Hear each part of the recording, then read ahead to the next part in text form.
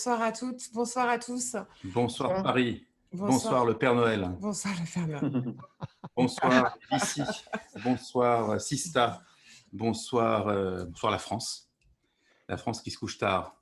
C'est la 5e Pitch Battle ce soir. On a encore une fois la chance d'aborder les fêtes avec un jury de rêve.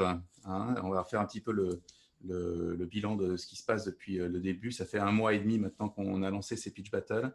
Depuis le départ, on a la chance d'avoir des VC et des investisseurs qui jouent le jeu, de donner un peu de leur temps et de leur bienveillance, néanmoins aussi leurs conseils et leur feedback et leur critique à des CEO qui viennent se jeter dans l'arène et tenter le jeu du crash test du pitch finalement. Donc on est super reconnaissant à tout le monde de jouer le jeu. Et ce soir, on a énormément de chance puisque nous avons 2 jurys absolument fantastiques. Sophia de chez Raise, Sophia Martin de chez Raise. Sophia, je vais te laisser te présenter. Bonsoir à tous, ravie d'être là et merci Elodie et Neige pour l'invitation. Effectivement, donc moi je représente ce soir Raise, le fonds Raise, donc Raise Venture. C'est un fonds qui a été créé il y a 6 ans et qui gère maintenant 1,2 milliard d'euros sous gestion, une 50aine de personnes et qui est réparti en fait sur plusieurs équipes qui permettent en fait de soutenir les startups à tous les stades de maturité, puisqu'on a une équipe venture, une équipe small cap, une équipe capital développement qui va plutôt sur des PME plus matures. Et moi, pour ma part, je suis spécialisée sur les startups early stage, plutôt technologie et digital. Super, merci beaucoup pour cette présentation, ce pitch en quelques mots. Julien, peut-être Julien Dubois, We Like Startup, je ne sais jamais. On ne sait jamais, il faut que tu nous dises. Il faut que tu te présentes, Julien. We like parce qu'on a un cri du cœur, on aime bien l'entrepreneuriat, on aime bien tout ce qui est création d'entreprise. Et donc, c'est pour ça qu'on parle de We Like, qui est un réseau d'investisseurs et d'entrepreneurs à la fois, qui investissent en seed, en amorçage, enfin, on l'appelle comme on veut, en gros, entre 100 000 et 1 million d'euros. On est le plus ancien des réseaux d'investisseurs de type Business Angel, puisque ça fait 20 ans qu'on a été créé, donc avec 300 participations en portefeuille. Quelques échecs, très peu, je vous rassure, beaucoup de succès, évidemment. Donc, quelques-uns en tout cas, des belles participations dont on est sorti. Notre tour de table moyen, il est de 300 400 000 euros à peu près. Moi-même, j'ai créé une structure qui s'appelle We Like Startup, qui fait partie de ce réseau We Like et qui accompagne les startups dans leur levée de fonds, donc dans leur stratégie d'opération capitalistique.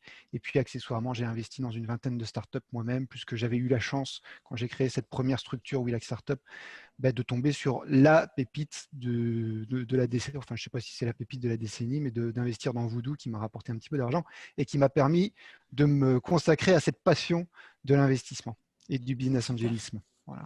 Le business angélisme, ça c'est super. Ouais, je sais. Ça c'est super. On vient de créer un mot, Nash. C'est pas mal, hein. C'est pas mal. Il arrive des choses absolument insensées. Alors, on va rappeler le principe quand même. Donc, 3 startups par soir. Voilà, exactement. Donc, ce soir, on accueille Frédéric, Christophe et Adrien. Donc, c'est 3 pitchs. Chaque start-upper va avoir entre 5 et 7 minutes pour pitcher, pas plus. On sera là pour faire les gardiens du temps si vous dépassez. Donc, on compte sur vous pour ne pas avoir besoin de le faire. Il faut que vos pitchs soient dynamiques, qu'ils donnent envie. Et ensuite, on écoutera Julien et Sophie vous poser des questions et aussi vous donner du feedback pour vous améliorer, pour essayer d'être meilleur la prochaine fois et peut-être écoutez, de lever les fonds que vous recherchez. N'hésitez pas d'ailleurs à la fin de votre pitch à nous dire ce que vous attendez. Voilà. Ce soir, il y a 3 univers complètement différents. La semaine dernière, on avait une thématique plutôt impact. Ce soir, il y a des univers complètement… c'est une soirée complètement iconoclaste. Ça va être incroyable. C'est un peu le thème Noël, hein, parce qu'on voit un arbre de Noël, un gros arbre de Noël derrière, avec des guirlandes. Donc, du coup, décoré avec goût par des enfants. Non, il ne vous le dit pas qu'il a supprimé 90% des boules pour la pitch battle parce que les enfants avaient décoré ça de façon un peu Père Noël. C'est ça, il y en avait qui a été fabriqué en… Est-ce qu'il y a des boules en chocolat? Ma grand-mère en mettait, je les piquais. Non, c'était plutôt ambiance pot de yaourt et collier de nouilles. C'est ça, exactement. Voilà. Donc, dans l'ordre, ce soir, on va avoir Frédéric qui va nous présenter FNC. Ensuite, nous aurons Christophe qui va nous parler d'une startup venue d'ailleurs, puisque c'est une startup qu'il a montée en Lituanie, hein, qui s'appelle Local Ocean. Et puis, on terminera avec Clyde et Adrien. Encore voilà, 3 univers différents. Donc, Frédéric, je vais te laisser éventuellement partager ton écran, te jeter à l'eau. Et moi, je vais prendre mon téléphone pour mettre un timer. À 7 minutes, je te dirai bim, bim, 7 minutes. Parce que j'aime bien dire bim, bim. Voilà. Et puis, suite à quoi, des échanges, du feedback, du conseil et de la sueur. Et à toutes les personnes qui nous suivent sur le chat, bonsoir à tous et n'hésitez pas à poser vos questions en live, on se fera un plaisir. Alors, je ne sais pas si on arrivera à toutes les relayer, mais on essaiera de les relayer avec grand plaisir. Bonsoir, est-ce que vous voyez mon écran? Alors, on te voit toi, mais pas ton écran. C'est embêtant. Raté en première approche. Alors, je recommence. On a fait des tests cet après-midi. Tout à l'heure, lors des tests, il fallait choisir le support. Si c'est PDF, il fallait choisir PDF. Ok, ouais, c'est tout bon. Hop, il ne me reste plus qu'à choisir ma présentation. Vous partagez l'écran et normalement, c'est parti. Suspense. Oui, j'ai conscience de... Ah, super, bravo. Parfait. Je propose à tous les autres participants, start-upers, membres du jury, de couper vos micros pendant la présentation pour qu'il n'y ait pas de bruit bizarre de vos chats, vos enfants ou qu'on ne sait quoi. À tout de suite. C'est parti, Frédéric, vas-y. Ok, c'est parti. Bonsoir à tous, je suis ravie d'être ici. Moi, je suis Frédéric, la fondatrice d'Effensi. Effensi, on est ravis d'être accéléré par le Village ByCA Paris et le Village ByCA Luxembourg, que je salue parce que je sais qu'ils nous écoutent. On a développé le coach digital en efficacité collective. Le coach digital en efficacité collective, il répond à une problématique tout particulièrement d'actualité, puisqu'on répond à cette problématique de comment maintenir la cohésion et l'efficacité des équipes, y compris à distance, en maintenant la motivation des collaborateurs. Cette problématique, elle est tout particulièrement d'intérêt en ce moment. Vous l'avez sans doute entendu, par exemple, PSA passe au 100% télétravail, comme beaucoup d'entreprises. Mais alors, sur une entreprise industrielle, ça pose vraiment tout particulièrement des questions. Ça questionne, notamment les managers intermédiaires, les managers opérationnels qui se retrouvent à devoir réinventer complètement leur façon de fonctionner avec leurs équipes. Chez nous, chez Effensi, cette problématique, elle n'est pas nouvelle, puisque ça fait à peu près 4 ans qu'on collabore avec CogX. CogX, c'est un collectif de chercheurs en sciences cognitives. Ils viennent tout particulièrement de l'ENS Cachan, donc une référence en la matière. Et avec eux, on s'est appuyé sur des travaux de recherche en France et à l'international pour identifier 8 traits de caractère qui sont prédictifs d'une bonne efficacité collective, donc selon les sciences cognitives. Ces traits de caractère, ils sont à la base de nos algorithmes et ils viennent d'une part accompagner et diagnostiquer l'équipe sur comment est-ce qu'elle fonctionne, quelle est sa dynamique. Ce débrief de cartographie d'équipe, il est fait par un de nos coachs partenaires qui derrière va engager l'équipe par le digital sur un coaching digital personnalisé qui vient accompagner chacun des membres de l'équipe pour développer plus de cohésion, pour développer plus d'interaction dans son équipe et qui vient soutenir le manager pour développer une posture de manager coach. En parallèle, on vient, et tout au long de l'accompagnement digital, on vient évaluer qualitativement et quantitativement l'efficacité des actions qui sont mises en œuvre. Tout ça, ça se passe comment? Ça se passe par Slack et par Microsoft Teams. Comment ça se passe plus concrètement? Mettons par exemple une équipe où certaines personnes sont se sentent très fortement appartenir au groupe, pendant que d'autres personnes sont un peu plus détachées. Dans cette équipe, on a construit un programme qui va venir renforcer en fait les fondamentaux du travail d'équipe avec un programme donc, qui renforce les fondamentaux collectifs, qui favorise la confiance et le partage pour des interactions efficaces et conviviales. Encore plus concrètement, donc, ce programme il va se dérouler pendant 6 sessions de travail et il va venir, alors, par exemple, pour un collaborateur 1 qui est vraiment très fortement dans l'appartenance au groupe, il va venir lui proposer, par exemple, une recommandation du type « prendre un peu de distance vis-à-vis de votre équilibre de vie ». parce qu'il se peut que ce collaborateur, il lâche un peu une partie du groupe parce qu'il est vraiment fermement attaché à son collectif, peut-être un peu trop. Quand un collaborateur 2 va recevoir une recommandation du type « détecter le driver qui guide vos actes ». Donc, pour quelqu'un qui sera peut-être un peu plus en retrait par rapport à son collectif. Et pendant ce temps-là, le manager ou celui qui pilote l'équipe va recevoir, par exemple, une recommandation du type « définir la vision collective et la partager avec votre équipe ». Tout ça, c'est animé. Donc, ces cartes vertes-là, c'est des exemples de ce qui peut être reçu comme type de recommandation pour accompagner un peu en mode introspection chacun des membres de l'équipe. Donc là, on est sur de l'asynchrone finalement par rapport au développement de l'équipe. Et pendant ce temps-là, on a aussi des challenges qui sont animés par le digital. Donc là, vous voyez l'interface, c'est l'interface de Microsoft Teams. On a la même chose sur Slack. Et donc, on a des challenges qui sont apportés à chacun des membres de l'équipe pour du coup développer son collectif. Par exemple, là, avec un outil qui sera le blason de l'équipe. Donc, chacun, pendant sa semaine de travail, va réaliser son blason pour lui-même et ce sera repris par le manager pour animer son collectif pendant 15 à 30 minutes de ces réunions d'équipe pour, du coup, reprendre en collectif le blason et, du coup, développer son blason d'équipe pendant une de ces réunions. Ça vient consolider le collectif. Et donc là, c'est un des nombreux exemples qui sont à l'intérieur de notre outil. On a plus de 2700 conseils et challenges individuels et collectifs personnalisés qui sont renouvelés en permanence grâce à nos coachs partenaires. Le résultat, c'est que finalement, en fin de parcours, on vient mesurer l'évolution et l'efficacité de l'ambiance dans l'équipe. Et ce qu'on nous dit, ce qu'on nous remonte comme type de retour, par exemple, les Yvelines qu'on a accompagnées pendant le premier confinement, c'est qu'ils ont pu mettre en place de nouvelles routines de travail, finalement retrouver des repères et mettre en place une nouvelle organisation. Dans un autre domaine, par exemple, Saint-Jean, le second pastier français, donc ils font des pâtes chez Saint-Jean et on vient soutenir la mise en place de leur supply chain. Et leur retour, c'est que finalement, FNC, c'est l'amélioration des relations par le jeu, alors qu'ils sont en période de surcharge. C'est une entreprise en forte croissance. Quantitativement, ce qu'on a pu mesurer, que 69% de nos utilisateurs se sentent plus efficaces dans leurs interactions au travail et 71% disent qu'ils sont plus efficaces dans leurs échanges d'idées. Tout ça après seulement 3 mois d'utilisation de notre outil.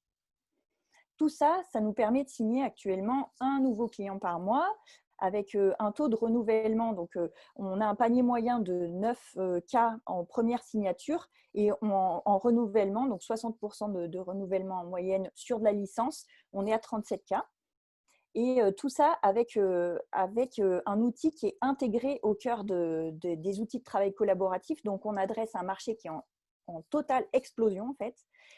Comment ça se passe? On est concrètement intégré au sein de Teams et de Slack. Et là, dans quelques jours, on sera concrètement intégré dans le store de Microsoft Teams comme une des applications de Teams. Notre modèle économique, il est extrêmement scalable dans la mesure où on se base aussi sur un réseau de prescripteurs avec des partenaires. On travaille déjà avec des coachs d'équipe au Luxembourg, en France. Et on est basé sur un modèle gagnant-gagnant, à savoir que notre coach digital, il vient diffuser largement les bonnes pratiques de l'efficacité collective et les coachs humains, ils viennent garantir la bonne appropriation et du manager. On a des licences qui sont clés en main et si on se projette à l'échelle d'un grand groupe, type 40 000 personnes, sur de la licence annuelle, on est à des tickets de moins de 10 € par personne et par an. Donc, un coût qui vient totalement démocratiser le coaching en équipe. Derrière nous, c'est une équipe multiculturelle, à savoir que mon associé américain. Puis dans l'équipe, on est vraiment multiculturel. Je peux vous en parler plus longuement après. Nous, ce qu'on recherche, c'est 300 000 € en equity. Pour faire quoi? Pour continuer à développer notre notoriété, conquérir et fidéliser nos clients, et puis poursuivre le développement de l'addictivité. Derrière, c'est des ressources humaines, un designer, un commercial, un développeur front-end et un docteur en sciences cognitives pour poursuivre le développement de notre intelligence artificielle au cœur de l'outil. Et je suis à votre disposition pour répondre à toutes vos questions. Merci beaucoup Frédéric et bravo pour ce pitch que tu as tenu dans le timing. Est-ce que Sophia, tu veux commencer à poser les premières questions? N'oubliez pas votre micro. N'oubliez pas votre micro. Merci beaucoup Frédéric, super pitch, hyper enthousiaste et très convaincant. Effectivement, moi j'ai des premières questions pour bien comprendre en fait en tout cas la proposition de valeur d'FNC, qui est vraiment sur cet aspect de gamification du travail d'équipe, enfin en tout cas de la cohésion dans l'équipe. Et du coup, est-ce qu'aujourd'hui, c'est vraiment centralisé sur cette cohésion d'équipe ou est-ce que demain, il y a potentiellement d'autres usages comme par exemple l'évaluation, l'auto-évaluation, l'évaluation de son manager, mesurer la motivation des équipes ou leur engagement? C'est déjà la première question concernant le produit. Oui. Alors pour l'instant, effectivement, on est focalisé sur ce cas d'usage de développer la cohésion et de renforcer de bonnes interactions dans une équipe. Par la suite, on a encore plein d'autres idées parce que finalement, on a développé une sorte de, entre guillemets, moulinette qui nous permet de diffuser des contenus par un format qui est un peu particulier, qui est au cœur des outils de travail collaboratif. Et donc, on a encore plein d'autres idées pour intégrer plein d'autres contenus. Type, finalement, ça pourrait être tout aussi bien des formations pour développer son potentiel de négociation. Ça peut être plein d'autres choses qui pourraient passer par notre moulinette. Donc, on a développé un premier cas d'usage et possiblement plein d'autres cas d'usage derrière. Merci. J'ai une deuxième question, sauf si Julien veut intervenir. Vas-y, je t'en prie. Qui est plus concernant l'intégration effectivement dans Microsoft Teams et Slack, qui sont effectivement les deux outils collaboratifs, je pense, les plus utilisés aujourd'hui en entreprise, que ce soit grand groupe ou plus petites entreprises. Aujourd'hui, donc, comment est-ce que l'outil s'intègre en fait dans Slack? Est-ce que c'est quoi? C'est une API qui vient s'ajouter? Comment est-ce que ça se présente? Oui, en fait, c'est comme disons, déjà, c'est une application. Alors, dans Slack ou dans Teams, c'est une application. Pour l'instant, en fait, il faut charger un petit composant et ça vient s'inscrire comme un compagnon complémentaire avec qui on vient de chatter en direct dans un canal qui est ouvert en direct entre lui et nous. Et là, donc, c'est une histoire de jour. En fait, on n'en est à vraiment pas grand-chose d'apparaître directement dans le store de Microsoft Teams. Super. D'accord. J'ai une question justement peut-être pour prolonger celle de Sophia sur l'actif technologique. Quelle est sa valeur exactement et quelle est la barrière à l'entrée? Est-ce que ça peut être refait facilement parce que c'est quand même un assemblage de technologies grand public déjà existantes? Est-ce qu'il y a quelque chose qui fait une différence par rapport à est-ce que moi je peux faire la même chose en prenant Teams et Slack par exemple et en ayant des compétences en RH comme vous? Alors, il y a différentes barrières à l'entrée. Il y a le fait qu'on a une base de données qui a été construite minutieusement avec des coachs d'équipe et qui est enrichie en permanence. On a aussi cette capacité à diffuser des contenus en mode chatbot qu'on a développé sur mesure à façon et qui a pris un certain temps de développement. Et donc, si on accole tout ça mis bout à bout, ça fait quand même des heures de construction de R&D, alors surtout sur le D, mais on attaque le R de plus en plus fortement. Donc, j'imagine qu'on peut toujours tout refaire, mais on a une forte barrière à l'entrée par l'assemblage de tout ça. Ok, alors ça, je prolonge par une deuxième question. Est-ce que le R, justement, il a plus d'intérêt sur la technologie que vous allez développer sur cet assemblage dont on vient de parler, ou est-ce que ça va être plutôt sur les sciences cognitives et ce partenariat que vous avez indiqué au départ avec un laboratoire, c'est ça? Oui, c'est avec Cogix, c'est voilà. des chercheurs. Où se situera exactement la valeur de la société à terme? Est-ce que ce sera une valeur techno ou une valeur plutôt sciences sociales ou une valeur management, gestion du management d'équipe, enfin je ne sais pas. Où est-ce que ça peut se situer?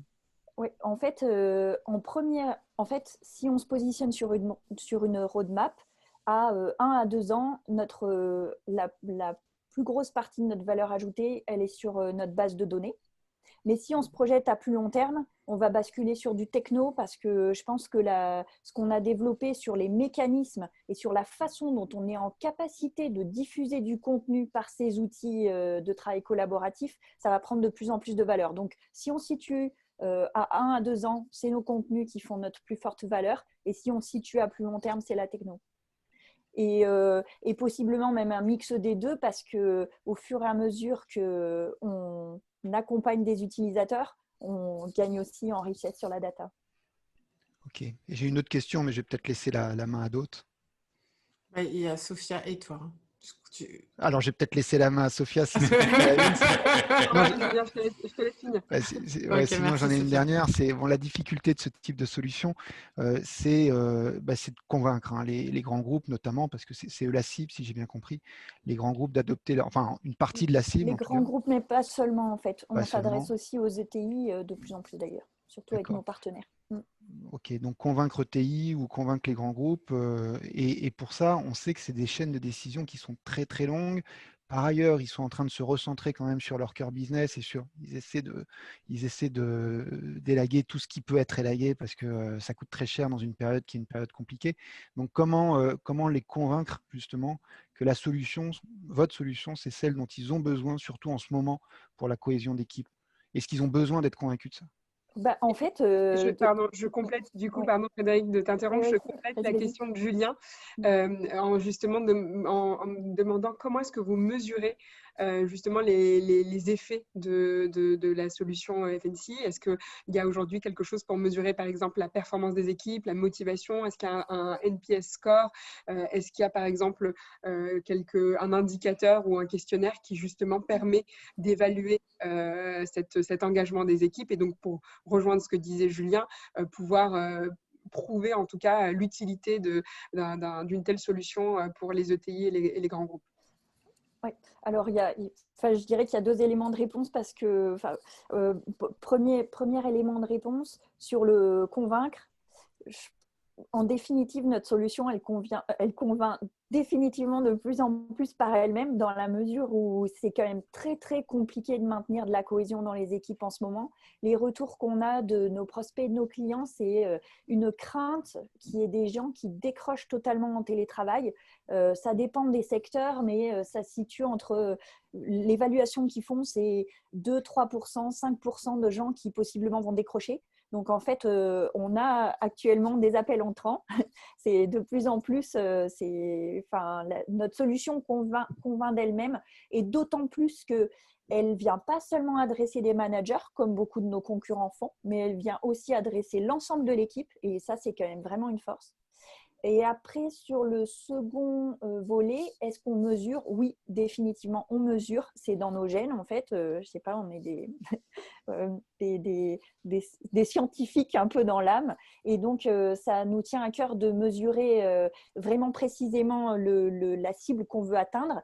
Et donc, au fur et à mesure de l'accompagnement, on vient mesurer donc déjà à l'instant T l'ambiance et l'efficacité dans l'équipe, et ces indicateurs, on vient les suivre au fur et à mesure de l'accompagnement. Et c'est comme ça que j'ai pu ressortir les indicateurs que vous avez pu voir sur l'ambiance et l'efficacité dans l'équipe. Merci beaucoup. Est-ce qu'il y a une dernière question?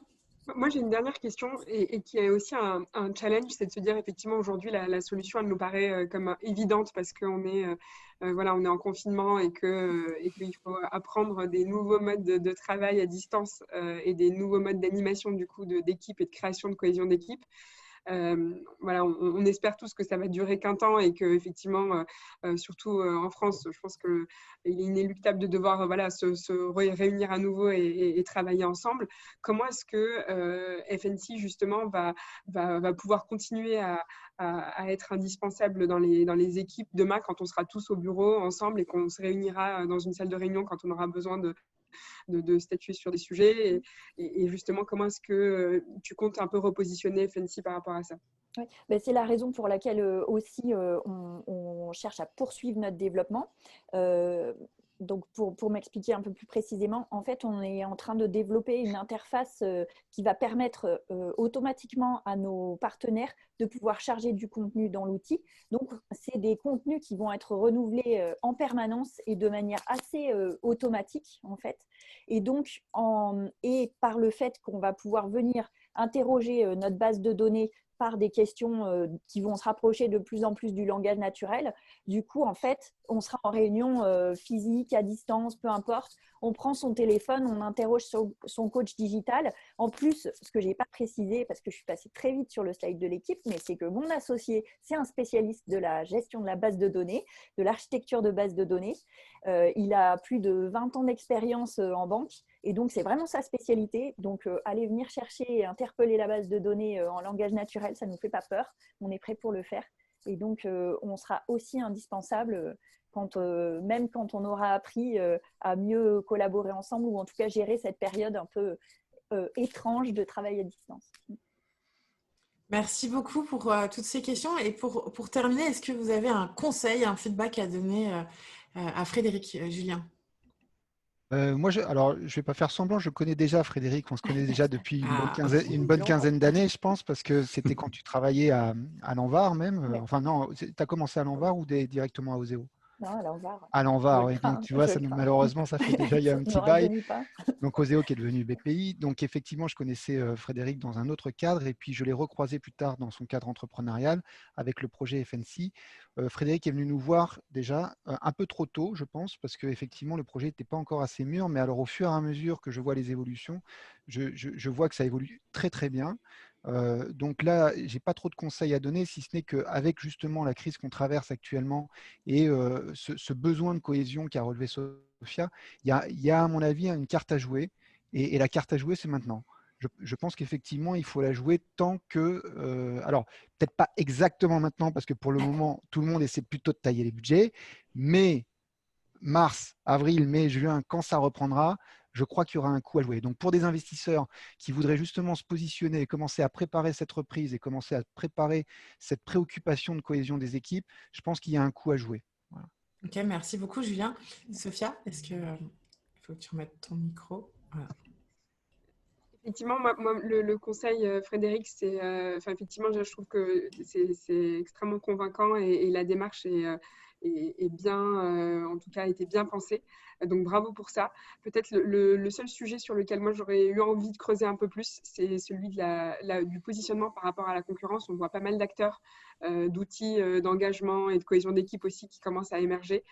Pas mal qui commencent aussi à lever des fonds et ce que moi j'aurais envie de te conseiller, ou en tout cas ce que j'aurais eu envie de creuser, c'est effectivement comment est-ce que FNC se démarque des autres outils et qu'est-ce qui fait que FNC est unique sur sa proposition de valeur par rapport à d'autres acteurs et qui fait que justement ce sera la solution qui va émerger parmi toutes les autres demain. Et j'ai plein d'éléments de réponse du coup à ta disposition pour qu'on s'en parle. On n'a plus le temps malheureusement, Frédéric, mais c'est top. On est là pour créer des belles histoires. Ouais. Exactement. Merci Frédéric. On va passer au second. Merci. À très bientôt. Tu peux rester avec nous. Hein. Oui, bien sûr. Pas du tout à la fin. Christophe, qui est pour l'instant qui est un pied en France, un pied en Lituanie, mais qui est en France ce soir. Ouais. Et qui va nous faire l'honneur de nous changer de… Changer d'environnement, changer d'air, là, c'est bien ça. Changer d'élément même. À toi, voilà. je te mets 7 minutes en chrono.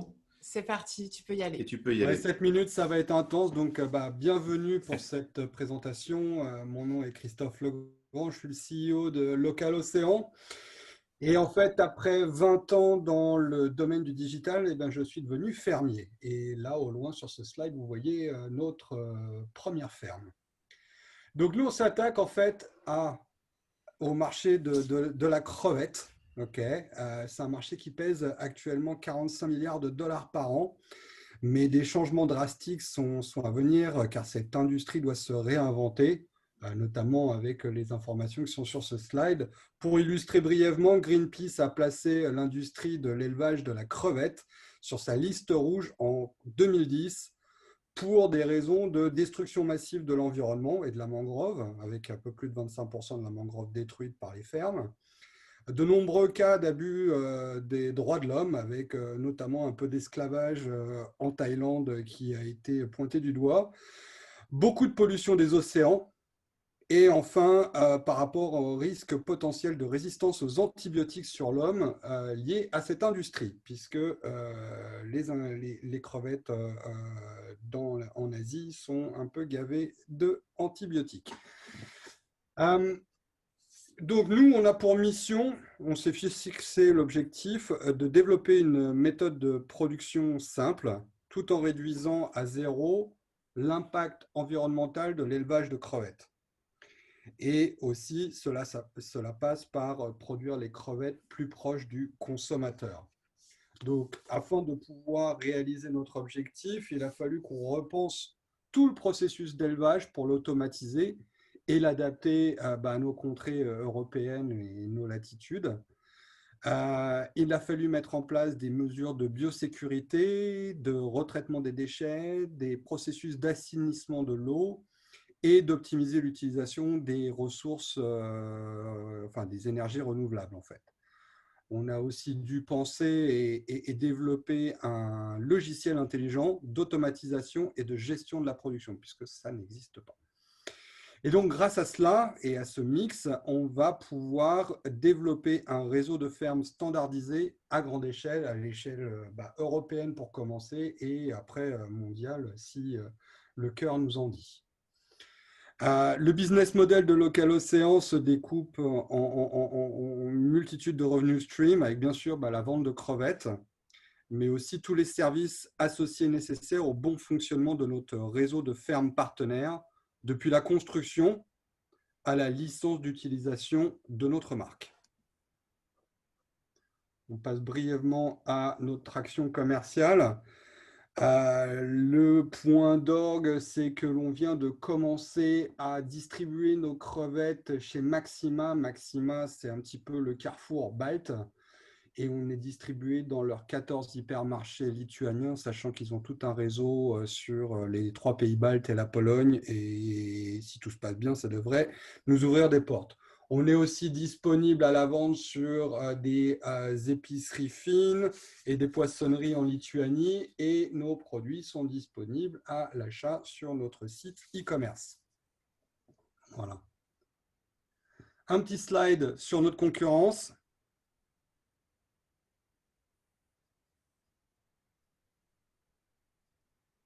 Christophe, t'es parti, Ah oui, tu nous non. entends?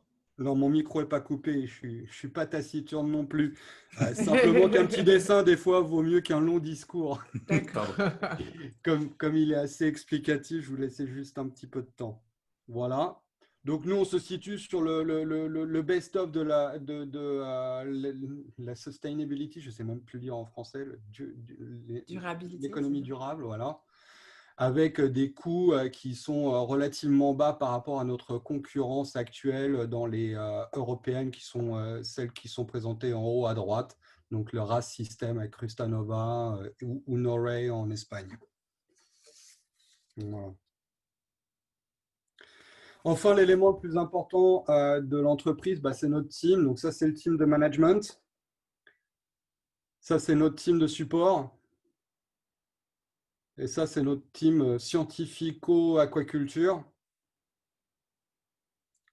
Et enfin, notre équipe d'experts, avec notamment Justas Janoskas, qui nous a rejoint en tant qu'investisseur au mois de septembre dernier. Et Justas est en fait le cofondateur de Vinted. Voilà, donc la première licorne lituanienne. Super. Voilà ce que l'on a déjà réalisé depuis 3 ans. Donc, on a investi un peu plus d'1,5 million d'euros de notre poche. On a construit la ferme, on a construit l'équipe, on produit un peu plus d'1 tonne de crevettes par mois maintenant. Et on vient de recevoir notre premier trophée pour Best Use of Science and Innovation de la part du journal national lituanien, qui est l'équivalent des Échos en fait en France. Voilà. En termes de financement, voici les objectifs qu'on s'est fixés. Donc, à l'horizon 2030, on prévoit un CA d'à peu près 63 millions d'euros pour à peu près 47 millions concernant la vente de crevettes, ce qui représente un petit peu moins de 2000 tonnes par an. Donc, un profit net après impôt de un peu plus de 20 millions aussi. Donc, il est temps pour nous de passer à la vitesse supérieure, finaliser la techno de production automatisée et durable. Et pour cela, on doit construire une extension à notre ferme. Donc, on a déjà le terrain, on a déjà l'architecture et il ne manque plus que des partenaires financiers pour continuer l'aventure et scaler notre projet. Voilà, donc invitation pour tous à rejoindre notre belle aventure et éventuellement investir chez nous pour contribuer à la transition écologique, avoir un impact positif sur l'emploi en Europe, au moins, et diversifier et faire fructifier votre portfolio. Voilà, je suis dans les temps. Merci beaucoup. Bravo, tu as bien tenu le timing. Tu n'as pas dit de combien tu avais besoin? Est-ce que... Si, c'était sur Ah, le si, feuille. pardon, j'ai pas vu. Dessus. J'ai écouté, j'étais très concentrée sur ce que tu disais. Pardon. Ok, mais je veux bien que tu me dises à moi quand même, parce que j'ai pas lu, du coup j'ai enlevé les slides. Alors, 3,5 millions. 3 millions. Ok, merci. Est-ce que Julien, tu veux... Qui veut se jeter dans le bain des crevettes? Qui veut se jeter dans le bain des crevettes? Allez, Ouais. Sophia, Julien. Il y a 29 degrés. Hein. Je me jette dans. Je me jette dans. Particulièrement parce que j'ai effectivement eu la chance d'investir dans un fonds dédié à la protection des océans et donc du coup aussi qui avait pas mal couvert ces problématiques liées à l'aquaculture. Tu disais tout à l'heure, et c'est intéressant Christophe, que c'était une production à impact environnemental neutre. Et du coup, je vais quand même juste poser 2-3 questions pour bien comprendre, pour être sûr d'avoir compris cet impact environnemental, parce que si je comprends bien, il y a quand même tout l'écosystème à recréer, donc c'est quand même aussi consommateur d'énergie. Et potentiellement, ça nécessite peut-être aussi l'usage de produits pour pouvoir permettre justement la croissance des poissons. Donc, ma question, elle est effectivement, comment est-ce que vous mesurez, en tout cas, l'impact de cette ferme aquaculture aujourd'hui ? Alors, nous, on est en zéro impact. On ne voit plus mes slides, hein, on voit juste moi. Là, oui, on te voit toi. Okay, voilà, très bien. C'est toi la vedette. Après, je peux montrer des slides de la ferme et voir comment sont mes bassins. Donc, les bassins, ils sont en intérieur. Ok. Oui, ils sont chauffés à 29 degrés. On recrée en fait dans nos bassins des conditions naturelles de la mer. Donc, on y met du sel, on y met des micro-organismes, on y met des bactéries, on y met des micro-algues. Et puis, c'est tout. Pas d'antibiotiques, pas de produits chimiques, pas d'hormones de croissance, de l'amour et du travail. Donc oui, on utilise de l'énergie, on utilise de l'électricité parce qu'il faut injecter de l'air dans l'eau afin de les faire respirer. Il faut chauffer l'eau parce qu'en Lituanie, là, il fait -10, donc on a du chauffage. C'est d'ailleurs notre poste de coût le plus important au niveau de nos coûts variables. Maintenant, on utilise des chaufferies à bois FSC en accord avec les données environnementales. Maintenant, on peut faire mieux avec du solaire, avec de la géothermie, et ça, c'est prévu pour la prochaine étape. Ça répond à ta question? Merci. Et peut-être pour continuer sur cette question, la deuxième question qui est plus liée effectivement à l'intensité de production qui peut être liée effectivement à une ferme d'aquaculture. Et on le sait, hein, c'est vraiment une alternative durable aux pratiques de pêche extensives existantes et clairement une alternative aussi à ce besoin de protéines grandissant des années à venir. Ma question, elle est plus liée aussi au risque sanitaire qu'il peut y avoir sur ce type de gestion de production assez en masse. Comment est-ce qu'aujourd'hui vous vous assurez qu'au sein de la ferme d'aquaculture, justement, toutes ces conditions sanitaires sont bien respectées pour pouvoir garantir en fait une production de qualité? Ok. Donc déjà, nos crevettes, pour les comparer aux crevettes qu'on peut acheter dans le commerce actuellement, okay, c'est comme comparer un steak haché congelé et l'entrecôte de chez le boucher. Nos crevettes fraîches, en termes de qualité gustative, de mâche, c'est rien à voir. Si vous aimez les crevettes, vous n'en avez pas encore mangé. À part si vous êtes allé en Amérique du Sud, à Mada ou des choses comme ça.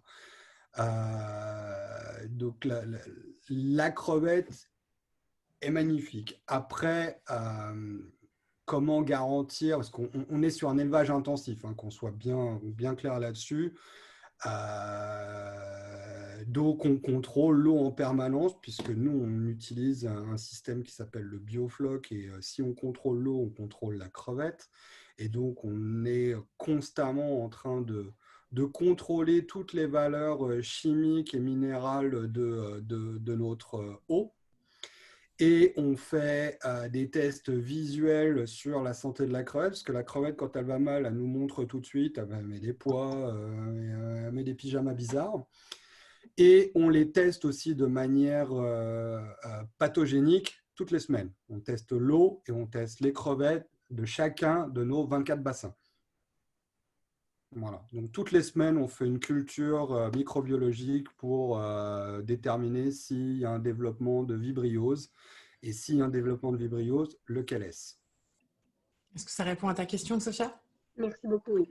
Super. Et bien, du coup, je vais passer la parole à Julien. Est-ce que tu as des questions? J'en ai deux, donc on sent qu'il y a un amour de la crevette. Hein. Il y a de la qualité, il y a du J'aurais développement bien aimé les durable. goûter en même temps. Ben moi. oui, ça donne envie. Là, en plus, moi, je ne sais pas vous, mais moi, je n'ai pas mangé. Donc, du coup, je me dis, C'est ça. mince, elles doivent être bonnes, ces crevettes, comparées aux crevettes qu'on peut acheter dans les supermarchés. Donc, il y a de la qualité, il y a du développement durable. Tout ça, ça a un coût et en même temps, ça peut, et donc, ça a un prix Ouais. final au consommateur qui est certainement plus élevé sur un marché quand même où le consommateur est exigeant, non pas tant d'ailleurs en termes de qualité, mais plutôt en termes de prix. Et puis, en termes de niveau de production, est-ce que c'est, même si on est sur l'intensif, est-ce que c'est aussi intense que la crevette asiatique que vous citiez tout à l'heure? Je veux dire, est-ce que les niveaux de production, il y a un chiffrage qui permet de savoir si vous produisez plus 10, plus 20, plus 30 ou moins 10, moins 20, moins 30% par rapport aux concurrents asiatiques? Alors, est-ce que tu peux répéter la première partie de ta question, s'il te plaît? Et ben, la première partie de ma question, c'était sur le prix et les Ouais. volumes. Et la deuxième, c'est les volumes. Alors, Le sur prix le final au prix, consommateur et les volumes de production. ok. Bon, sur le prix, c'est très simple. Moi, je vends la crevette entre 33 et 56 euros du kilo prix public. Il faut savoir éventuellement que les autres fermes européennes que j'ai montrées tout à l'heure dans mon analyse concurrentielle vendent entre 59 et 170 euros du kilo. Okay, donc on produit déjà beaucoup moins cher que les autres. Que la crevette Madagascar bio d'Éparingis, elle est à 25 euros en moyenne par kilo. Moi, c'est en ce moment plus ou moins mon coût de production. Okay. Donc, très clairement, pour l'instant, on ne s'attaque pas à ce marché-là et on n'essaye pas d'être concurrentiel. On s'attaque au marché de la personne qui veut arrêter de bouffer n'importe quoi. On veut s'adresser à une clientèle de gastronomes. On veut s'adresser aux restaurateurs qui veulent faire la différence dans ce qu'ils servent auprès de leurs clients. Donc, on est très clairement sur un segment haut de gamme sur nos crevettes, comme peut l'être éventuellement la langouste ou la crevette, la grosse crevette monodon qu'on voit des fois sur le marché chez moi à 80 euros le kilo. Donc, on est très clairement sur ce segment de clientèle-là, on n'est pas sur du mass market. En plus, nous, on fait 1 tonne par mois là actuellement, okay. Donc c'est un peu rien. Pour info, l'importation de crevettes en Europe, c'est 400 000 tonnes par an.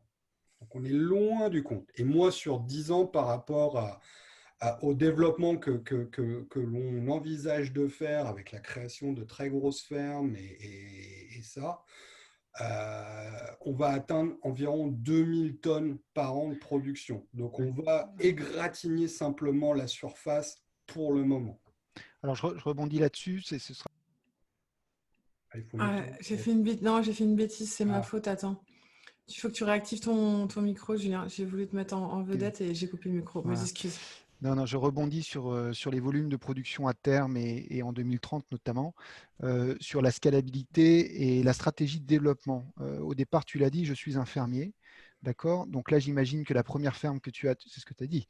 J'imagine Oui. que la première ferme oui, que oui, tu as. J'ai changé, oui, c'est vrai. Voilà, j'imagine que la première ferme que tu as, tu l'exploites en direct, que tu vas en créer d'autres. Est-ce que ces autres, tu vas les exploiter aussi en direct, ou est-ce que tu comptes avoir une stratégie de développement qui consiste à vendre des fermes à des exploitants tiers, de telle sorte que tu deviennes une sorte de vendeur de techno de vendeur de concept de ferme et non pas un fermier avec une intensité capitalistique qui sera telle qu'à un moment donné, tu vas te faire bouffer par le besoin de financement. Là, on voit déjà qu'il y a un besoin de financement très important. Alors c'est totalement judicieux ce que tu viens de dire. Donc oui, on va développer un certain nombre de fermes en propre quand même pour assurer notre assise commerciale de marque. Et voilà, donc on compte en développer peut-être une dizaine en notre nom propre. Mais comme je passais sur le slide tout à l'heure sur les business models, on va vendre notre technologie à des partenaires. Donc, on ne compte pas opérer l'entièreté des fermes. On va licencier notre technologie, licencier notre marque. Okay. Et après, sur notre modèle de croissance, on hésite encore sur... On achète des terrains, on construit nos fermes et voilà, donc capital intensive, on construit beaucoup d'assets et oui, besoin de beaucoup de financement et beaucoup de dilution chez nous. Ou alors on opte sur un modèle OpCo-PropCo où on intègre des locaux et on opère juste l'intérieur. Mais on n'est pas maître du lieu. Donc on n'est pas encore fixé. Maintenant, on est conscient que le marché est tellement énorme que tout seul, ça va être compliqué. Voilà. Et puis, il y aura de la concurrence de toute façon. Nous, on estime à peu près, juste pour l'Europe, mettre une ferme pour toutes les villes de plus de 500 000 habitants. Okay. Donc, qui desservent aussi une agglomération qui est bien plus grande. Il y en a 114 en Europe. Donc, et si on se base sur les villes de plus de 1 million d'habitants dans le monde, c'est 548. Donc, l'opportunité de croissance est énorme, surtout que l'élevage de fermes en milieu clos, ça n'existe pas. On est 20 ans derrière par rapport à ce qui se passe dans l'élevage de saumon. Donc, l'élevage de saumon, il a le vent en poupe. À Boulogne, ils viennent d'investir 175 millions pour construire une ferme aquacole de saumon.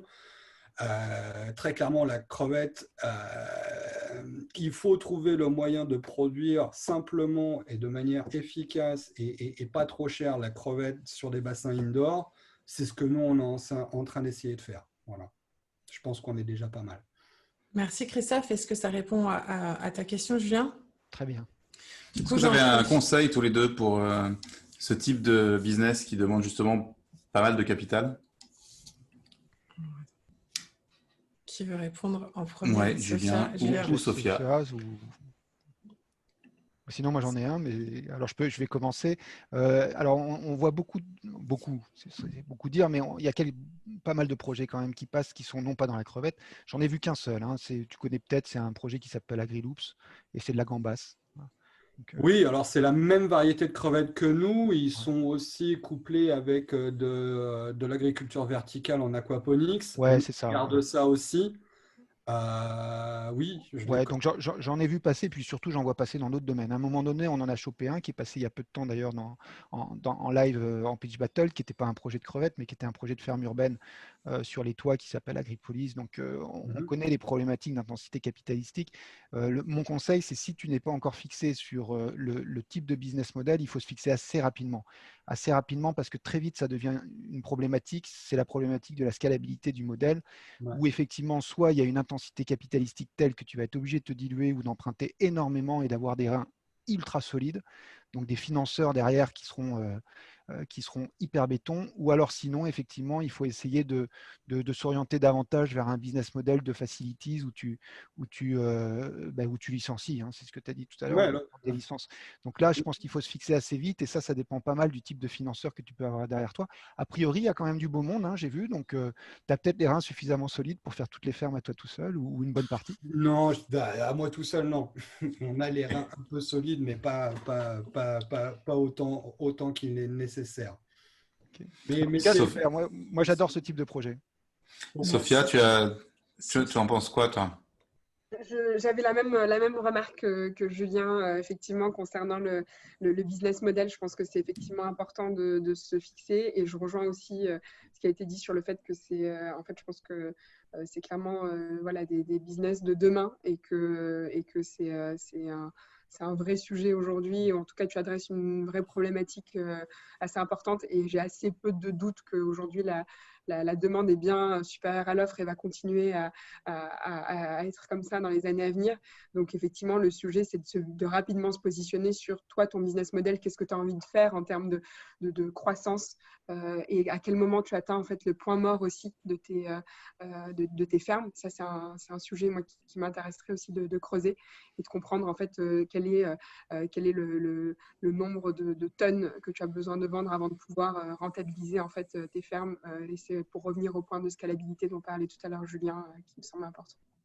Tout dépend d'où on prend le problème, mais c'est tout dans les tableaux Excel. Eh ben, vous avez des choses à vous raconter. Alors, c'est ça qui est chouette. C'est Noël, c'est Noël. Les portes s'ouvrent, les portes des VC s'ouvrent. Voilà. Je ne peux pas parler en votre nom, mesdames et messieurs, mais voilà. Ça se fera autour d'un plat de crevettes. Hein. Ça, automatiquement. Sûr. Mais nous, on veut bien venir. Automatiquement. Avec un peu d'investir chez nous sans les avoir goûtées. Hein. C'est ça. Qu'est-ce qu'on boit avec tes crevettes? Il y a des bulles ou pas? Ouais, c'est dommage parce que. En Lituanie, on boit de la bière. Ah non. C'est ça, ce que j'allais dire. Non, du vin. Du vin français. Ici, on peut boire du vin, oui. Il n'y a pas. Je suis pas raciste. C'est ça. Et voilà, on sent une connivence. Alors, je tiens à dire que c'est pas fait exprès, mais Christophe, Julien et moi-même avons fait la même école à quelques je savais mois pas que j'avais fait la même école que Christophe. Voilà. C'était la petite surprise, c'est la surprise de Noël. Voilà. C'est pour ça que c'était très drôle. On en a tout le sapin aujourd'hui. Ouais, c'est ça. C'était pour ça que c'était très drôle de vous entendre, vous voyez il y a 2 secondes, c'est rigolo. Avant de passer la parole à Adrien, je vais donc te remercier, Christophe, c'était très intéressant. Moi, j'ai découvert un monde. Adrien, un autre univers. On est avec Clyde dans encore autre chose. Peut-être pas de crevettes dans ce pitch-là. Oui, il nous a donné tous assez faim. C'est ça. Je ne sais pas si vous avez mangé ou pas, mais moi, je n'ai pas mangé. Déjà, avant le coach, j'avais faim, mais alors là, avec les détails sur les crevettes, j'avoue que je vais essayer d'aller très vite. Je ne vais pas dépasser les 5 minutes là. C'est ça. Tu peux partager ton écran si tu veux. C'est ça. Ouais. Alors, partager. Tu me dis quand c'est bon pour toi, je balance le timer. Alors, normalement, là, vous voyez le PDF. On te voit. On voit le PDF. Ouais. Tout à fait. C'est parfait. Ok, super. Je me mets un petit timer aussi. Je peux commencer là? Super. Ok, donc on va changer un peu de domaine, on va passer sur le e-commerce, qui est un peu de saison avec cette période de Noël. En fait, donc Lead.ai, qu'est-ce que c'est? C'est un assistant shopping personnalisé, en fait, qui va utiliser l'intelligence artificielle pour recommander aux personnes, aux utilisateurs de sites en ligne, les produits qui vont leur plaire et répondre à toutes leurs questions d'une manière automatisée et supervisée si besoin. Comme le ferait en fait un vendeur en magasin, sauf qu'il est en ligne. C'est-à-dire qu'on part du principe vraiment qu'aujourd'hui, en fait, en magasin, on a des personnes qui vont nous conseiller, répondre à nos questions et donc aider en fait à développer le chiffre d'affaires du magasin. Mais en fait, en ligne, souvent, il y a rien. Ou alors parfois, ce qui commence à se mettre en place, c'est juste un bot, mais alors ça va être quelqu'un derrière. Nous, justement, on a développé toute une intelligence qui fait que ça va être traité de manière automatisée pour la plupart des questions, après 70-80%.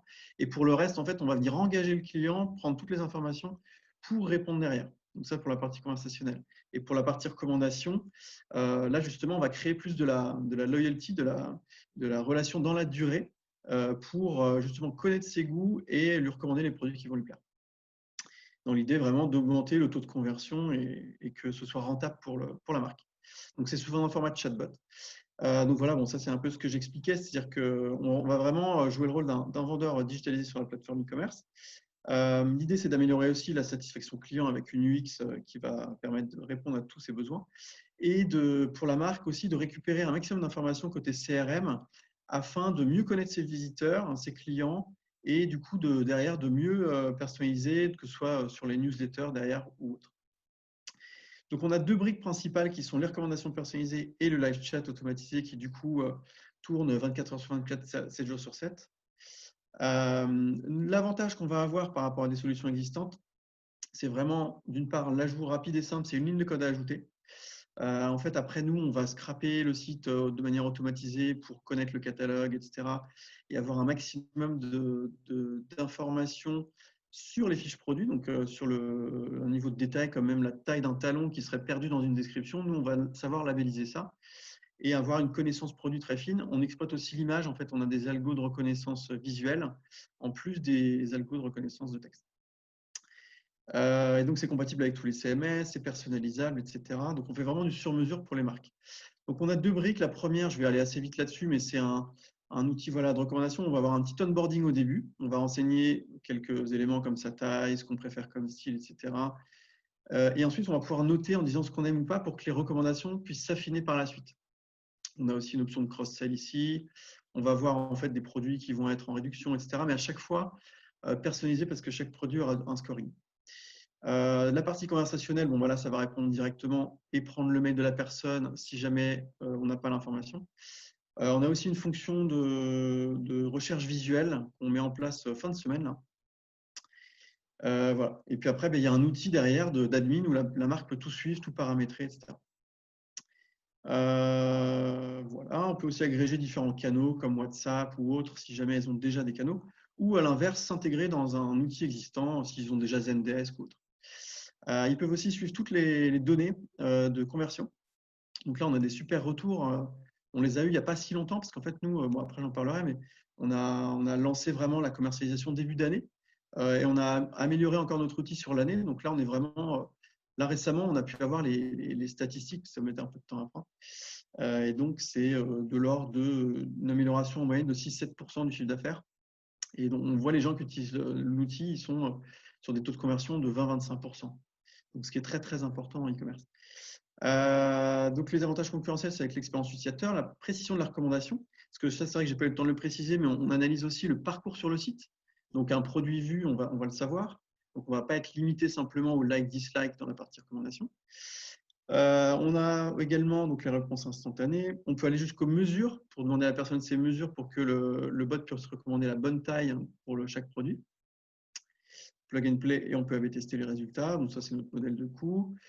Voilà, là, on a un petit peu un récap de tout ce qu'on va proposer en termes de fonctionnalité. Donc, je ne vais pas m'étendre trop là-dessus. Donc, on est accéléré à Station F par LVMH en ce moment. Et voilà, notre site B2B, c'est click.i, si vous voulez faire un petit tour. Et puis, voilà, on approche les 5 minutes. Voilà, au niveau du timing, comme je vous disais, donc là, on tourne à peu près à une dizaine de clients en ce moment. Et l'objectif, c'est d'avoir 50 fin d'année prochaine. Et sur le S1 de cette année, de faire une levée seed, idéalement de l'ordre de 500K en tout, avec peut-être 250 qui seraient complétés par la BPI en dette, quoi. Donc, sachant qu'on a eu leur accord, vu que c'est tout ce qui est innovation. Donc voilà, c'est vrai que j'avais beaucoup de détails après en termes d'annexes sur les technos qu'on utilise, etc. Donc s'il y a des questions, je serais ravi de vous répondre à tous ces points. Voilà. Merci beaucoup. Merci. C'est cool. J'étais en train d'essayer de faire un mix de crevettes et de e-commerce. Bref, rien à voir. Ici, ouais. Alors, Sophia, honneur aux dames. Est-ce que tu veux commencer avec ton micro? S'il te plaît. Oui, j'avais un slide que je n'ai pas montré sur…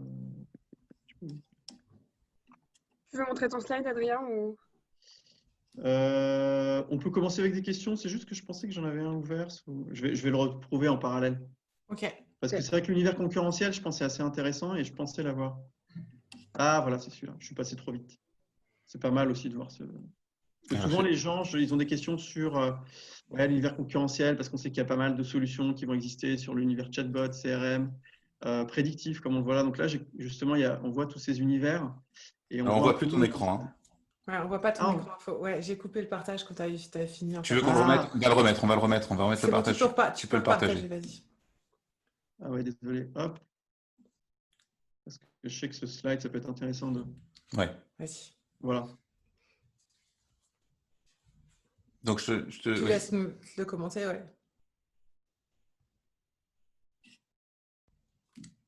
Adrien, tu veux peut-être commenter ton slide? Ah, pardon, excusez-moi, je t'avais… Désolé. Ouais, donc ce que je disais, c'est qu'en fait, nous, comment on va s'intégrer dans cet univers-là? Parce qu'on a souvent des questions, parce que c'est pas évident de connaître en fait les spécificités. Donc, on va avoir en fait des chatbots type Intercom, Tidio, Zendesk qui vont être là vraiment pour être un outil où derrière, ça va être une vraie personne qui va être là quand elle est disponible et c'est tout. Là où notre outil, finalement, à la différence de ça, il va répondre de manière instantanée à toutes les questions. Donc, on a à peu près 70% des questions qui vont être traitées de manière automatisée. Donc, ça fait que la personne va avoir une réponse en temps réel à tout moment. Donc, déjà, c'est mieux. Et puis, ça fait que la marque, côté marque, en fait, ils ont moins de temps à passer sur ces questions-là, de type sur les retours, sur les livraisons, sur est-ce qu'ils ont tel produit disponible, etc. Et ils peuvent se concentrer sur les questions à plus haute valeur ajoutée qui vont driver des ventes. Donc, ça va être surtout ça. Et sur la partie recommandation, justement, on va avoir un niveau d'information qui va être encore au-delà de celui que va avoir des sociétés de type prédictif comme Caméléon, Target to Sell, etc. Parce que nous, en fait, on sait également récupérer le parcours sur le site. Et donc, on va l'intégrer dans notre moteur de recommandation pour que les suggestions soient le plus adaptées possible. Donc, on a à la fois des informations sur le parcours client, plus ce qu'il va nous dire dans l'outil. Donc, avec ses likes, dislikes, etc., pour qu'en fait, on vienne affiner. Donc, s'il dit « j'aime pas », on va lui demander pourquoi. Donc, il y a une vraie connaissance client et une vraie granularité de l'information, là où dans le prédictif, malheureusement, parfois, on va regarder un produit juste parce qu'on était curieux ou parce que c'est pour faire un cadeau pour quelqu'un. Donc, l'information est un peu moins qualitative. Bon, bah, écoute, parfait. Merci beaucoup, Du coup, tu as Adrien. fait 7 minutes de présentation, c'est très bien. Exactement. Voilà, Je coupe Sophia va te je redonner la coupe ton parole. écran et je redonne la parole tout de suite à Sophia qui avait donc une question. Oui, merci. Du coup, tu as répondu à ma question sur la compétition, donc c'est super. En revanche, j'ai une question moi, plus sur le business model. Du coup, c'est un modèle d'affiliation, un modèle de commission sur les ventes, Ouais. les deux. Comment Alors, en fait, pour l'instant, on est sur un modèle de SaaS mensuel, c'est-à-dire que c'est un coût fixe qui va être déterminé en fonction du trafic moyen mensuel de la marque et également de la taille de son catalogue, parce que ça nous fait plus de données à traiter. En fait, on relie avec la volumétrie finalement. On relie ça à la volumétrie, mais on a un coût fixe qui va être déterminé selon la taille de la marque en quelque sorte. Après, on pourra évoluer plus tard, parce qu'on avait eu une personne du monde de l'investissement qui nous avait dit ce serait vachement bien si vous pouviez bifurquer sur un modèle où, en fait, comme tu disais là, de la commission. Parce que s'il y a justement une marque qui fait énormément de ventes en plus grâce à l'outil, bah, du coup, il y a un côté un peu exponentiel, là où sinon, c'est figé. Mais voilà, comme on était quand même sur une solution assez récente, on a voulu faire des choses assez simples, assez basiques, le temps de mieux connaître nos taux de conversion et d'avoir les statistiques exactes, etc. Et puis, c'est plus simple pour tout le monde au début parce qu'au moins, le client, il sait ce qu'il va payer, etc. Donc, voilà. Et pour information, on fait un business model avec 3 mois de test. Sur ces 3 mois, c'est 40% de remise et ensuite, c'est sans engagement. Donc, on a un modèle qui est très facilitateur pour la marque. Et là, quasiment toutes les marques avec qui on travaille nous ont dit qu'elles étaient partantes pour continuer au-delà de la phase de test parce qu'elles sentent l'impact sur les ventes. Comme je disais un peu au début, on a vraiment des taux de transfo qui sont assez élevés et d'autant plus dans cette période où le Covid, finalement, avec les boutiques fermées, etc., bah, les retailers, là où avant, ils se disaient, ouais, c'est vrai que c'est pas mal, il faudrait qu'on regarde et tout. Là, ils se disent, bah ouais, c'est vrai que clairement, il faut que les vendeurs en boutique ils puissent même participer éventuellement. Enfin, ils sont beaucoup plus volontaires et ils comprennent le besoin encore plus, quoi. Qu'on a répondu à ta question, est-ce qu'Adrien a répondu à ta question? Oui, absolument. Et du coup, j'ai peut-être la même remarque qui t'a été faite justement sur ce modèle où je trouverais plus logique un modèle, vu que c'est un modèle héroïste, du coup, d'avoir un modèle à la commission. Et d'autant plus que, comme tu le dis, si ton taux de transfo est quand même très élevé, tu as plutôt intérêt à te positionner sur un modèle à la commission dès le départ, même si c'est peut-être un pricing qui est plus difficile peut-être à fine-tuner au début et il y a du test and learn à faire pour atterrir sur le bon prix. Mais c'est plutôt c'est le modèle que je recommanderais, d'autant que ce que je comprends, c'est que ta solution aujourd'hui, tu proposes en fait ce chatbot qui est sur le site des marques, mais tu as aussi tu es en train de développer d'autres features où sur une application, les personnes vont pouvoir directement affilier vers le site des marques. Et donc là, en fait, c'est encore plus intéressant d'être vraiment sur ce modèle d'affiliation et de commission, en fait, d'autant plus. Merci beaucoup. Ouais, non, effectivement. Ouais. On va en profiter pour poser une question qu'on pose sur le chat. Tu veux y aller, Nage, non? Non, vas-y. Non, ok. On te demande quelles sont ces marques. Est-ce qu'elles sont en libre-service ou en vente assistée en magasin? C'est une question de Grégory. Libre-service ou vente assistée en magasin? Je vois pas libre-service, je vois pas trop ce qu'il voulait dire par là. Bah, où tu te sers tout seul. Ouais, non, bien sûr. Grégory, si tu peux compléter. Ouais. Non, mais ouais, en gros, parce que c'est une personne du chat, donc peut-être elle aura pas le temps de tout de suite. Mais en gros, on travaille avec des marques comme l'Exception, comme Manfield, plus récemment en fait Impérial, voilà, des marques comme ça. Et on est en discussion avec des plus grosses marques. Des plus grosses marques. Là, on a une dizaine de marques, on va dire, stables. Parce que comme je disais, on a lancé début d'année. Et là encore, on était sur des optimisations de l'outil admin, etc., pour bien suivre les conversations. Parce qu'on est passé de Slack à notre propre outil qu'on a conçu. Donc, il fallait qu'on laisse le temps à la fois de mieux gérer ça. Et en plus, je reviens sur la question de tout à l'heure, mais pour les statistiques, là, on a vraiment des bonnes statistiques précises que depuis juste avant l'appel, par exemple. Parce qu'ils m'ont envoyé des éléments. Voilà, ça prenait du temps. Donc voilà à peu près. Ok. Merci Adrien. Est-ce que Julien, tu veux poser tes questions? Une ou deux questions. Si je comprends bien, ce sont des marques essentiellement du secteur de l'habillement qui sont visées. Est-ce que l'intelligence artificielle que vous avez développée est suffisamment intelligente pour se porter sur des marques d'autres secteurs? Ouais. Alors, donc du coup, on a aussi une marque design privé là qu'on est en train d'installer. Pour l'explication, ça fait un petit moment qu'on doit les mettre, mais en fait, on a une feature en plus qui les avait aussi vachement intéressés. Ils ont dit, on préfère attendre qu'elle soit pour le lancer. C'est la partie justement dont je parlais tout à l'heure de recherche visuelle par similarité. Et donc eux, ils sont dans le domaine de la décoration. Donc, en fait, on n'est pas du tout fermé au domaine de l'habillement. En fait, pourquoi l'habillement? Parce qu'on a commencé déjà historiquement là-dessus, parce qu'en fait, on avait lancé Clit.com, qui est un site pour le coup B2C, qui regroupe plus de 6000 marques et donc il y a un rôle d'agrégation en plus de la personnalisation. Donc, on va lancer d'ailleurs une V2 courant d'année 2020. Et donc, c'est pour ça, en fait, la raison historique, c'est qu'on avait tout qui était prêt pour le domaine de l'habillement. On a aussi nos algos de reconnaissance visuelle qui étaient faits sur ce modèle-là. Et bonne nouvelle, en fait, il tourne aussi bien sur le domaine de la décoration. Donc ça, c'est une bonne nouvelle, c'est que du coup, on n'est pas fermé, même sur la partie reconnaissance visuelle, qui est en fait entre guillemets, une petite brique qu'on a ajoutée. Mais en dehors de la partie image, en fait, notre outil s'adapte, puisque après, on a labellisé en fait les différentes catégories, etc. Du domaine de la décoration, et on a préparé aussi pour la cosmétique, parce qu'on adresse la cosmétique. On a des marques qui nous ont déjà dit oui en cosmétique aussi, mais il faut qu'elles ajustent des choses sur leur site. Donc c'est une histoire de timing en fait. Julien, tu as répondu à ta question? Il faut que tu remettes ton micro. Ça répond oui à ma question. J'avais une deuxième question sur le business model. Donc si je comprends bien, c'est une vente directe de la solution à des marques, mais est-ce qu'il peut y avoir aussi du B2B2B, c'est-à-dire du passage par des intégrateurs qui permettraient justement d'intégrer la solution de chatbot dans une solution plus globale, les concepteurs de sites, tout simplement? Ouais. On n'a pas encore trop contacté tous ces intégrateurs. Je les ai en tête.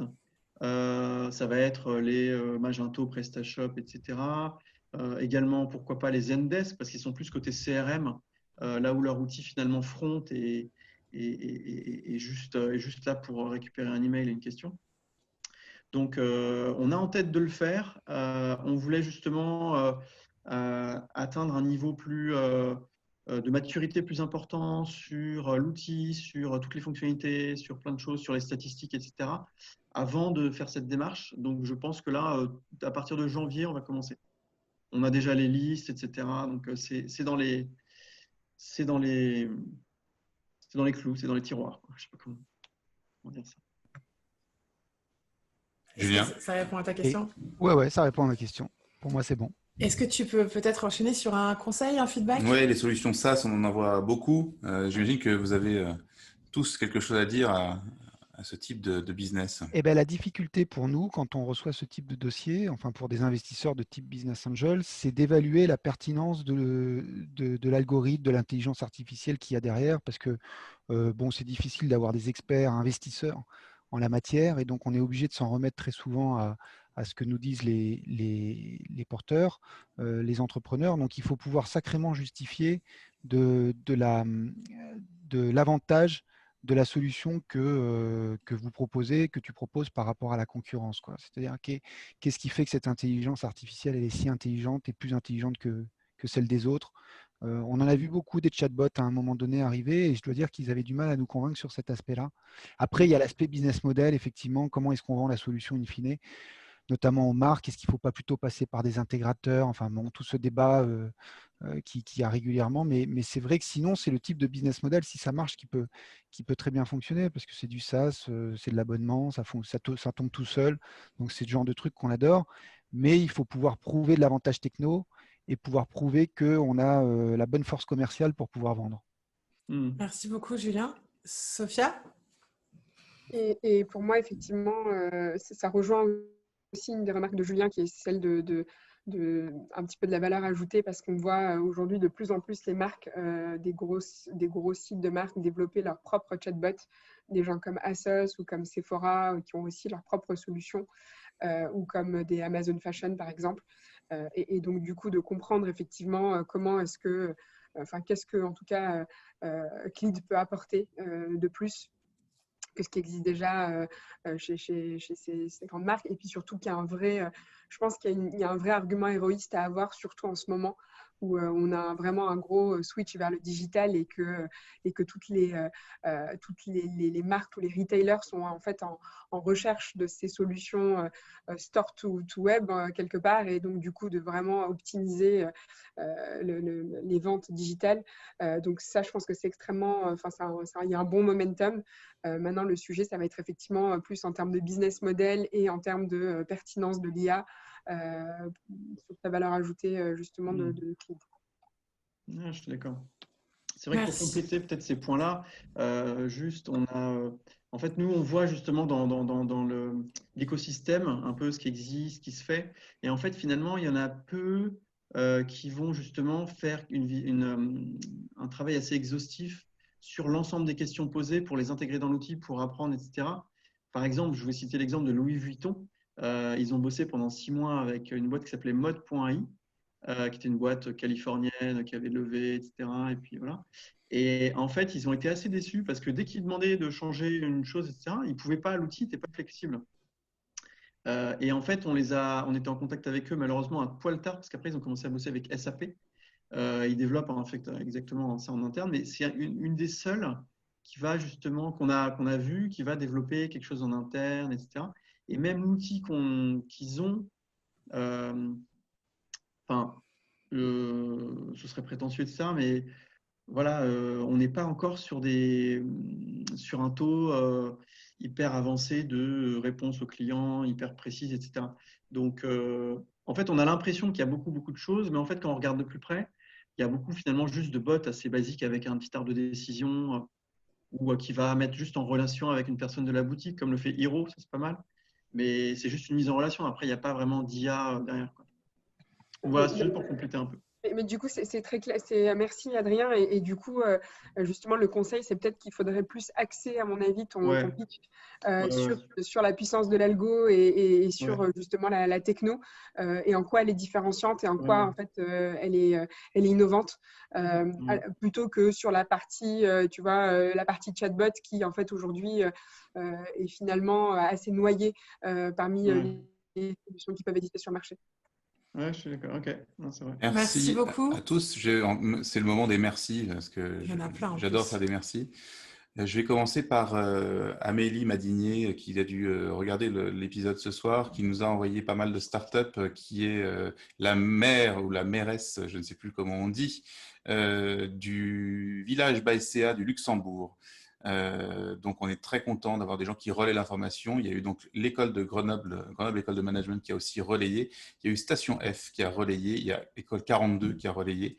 Et évidemment, on est partenaire et fier de l'être de Sista. Et là, donc, je te laisse annoncer un truc absolument dingue. Absolument dingue. Donc, comme on ne voulait pas vous quitter avant les fêtes sans faire quelque chose de complètement dingue, on va lancer une pitch battle lundi soir à 19h, spécial Noël, spécial Sista. Donc, je serai le seul homme, mais je suis toléré, donc c'est cool.